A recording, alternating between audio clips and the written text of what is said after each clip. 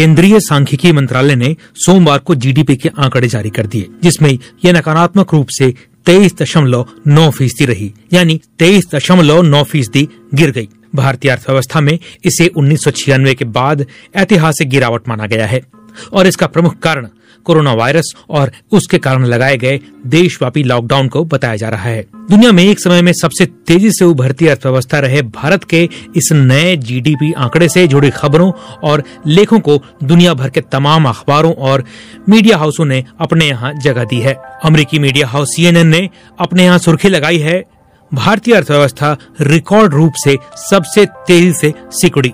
इस खबर में कैपिटल इकोनॉमिक्स के शीलन शाह कहते हैं कि इसके कारण अधिक बेरोजगारी, कंपनियों की नाकामी और बिगड़ा हुआ बैंकिंग सेक्टर सामने आएगा, जो कि निवेश और खपत पर भारी पड़ेगा। जापान के बिजनेस अखबार निक्केई एशियन रिव्यू में भारतीय वित्त आयोग के पूर्व सहायक निदेशक रितेश कुमार सिंह ने एक लेख लिखा है, जिसका शीर्षक है, नरेंद्र मोदी ने भारत की अर्थव्यवस्था को जर्जर बनाया। इसमें लिखा गया है कि भारतीय प्रधानमंत्री नरेंद्र मोदी की व्यापार समर्थित छवि होने के बावजूद वो अर्थव्यवस्था संभालने में अयोग्य साबित हो रहे हैं। 2025 तक भारत की अर्थव्यवस्था को $5 ट्रिलियन की इकोनॉमी बनाने का सपना अब पूरा होता नहीं दिख रहा है। वो लिखते हैं, भारत के सबसे आधुनिक औद्योगिक शहर से आने वाले प्रधानमंत्री मोदी ने वादा किया था कि वो अर्थव्यवस्था सुधारेंगे और हर साल 1.2 करोड़ नौकरियां पैदा करेंगे।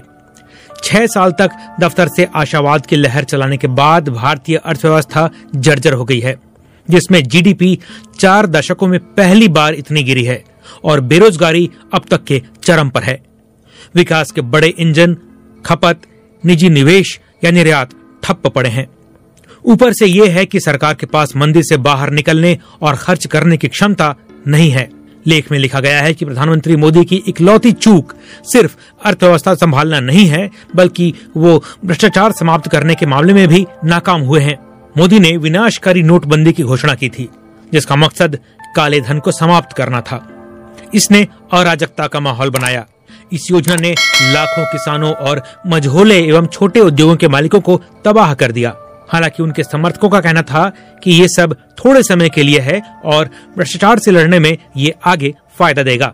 इस लेख में अर्थव्यवस्था के नीचे जाने की वजह जीएसटी के अलावा FDI, 3600 उत्पादों पर आयात शुल्क बढ़ाना और प्रधानमंत्री मोदी का सिर्फ कुछ ही नौकरशाहों पर यकीन करना बताया गया है। अमेरिकी अखबार द न्यूयॉर्क टाइम्स ने भी अपने यहाँ इस खबर को जगह दी है।